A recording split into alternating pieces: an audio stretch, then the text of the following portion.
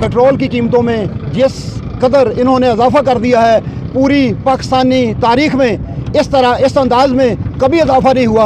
और इससे न सिर्फ गरीब मजदूर तबका बल्कि वाइट कॉलर भी पिस कर रह गया है। फौरी तौर पर पेट्रोलियम की कीमतों को वापस लिया जाए और IMF के एजेंडे पे काम ना किया जाए, बल्कि पाकिस्तान की गरीब आवाम की फलाह व बहबूद के लिए काम किया जाए। हम इस इजाफे को हर लिहाज से नामंजूर कहते हैं और एहतजाज करते रहेंगे इंशाअल्लाह अज़ीम। अगर इन्होंने ये एहतजाज के बावजूद अगर इन्होंने जो पेट्रोलियम मसनूआत में इजाफा वापस ना लिया, इंशाअल्लाह अज़ीम ये एहतजाज पूरे मुल्क में फैल जाएगा। रात के अंधेरे में 30 रुपये पेट्रोल बढ़ाया गया, उससे पहले भी 5 दिन पहले पेट्रोल बढ़ाया गया।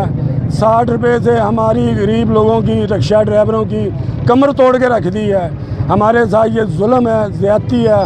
हम अपील करते हैं कि इस ज़्यादती को फिलफौर वापस लिया जाए और हमारे साथ रहम किया जाए।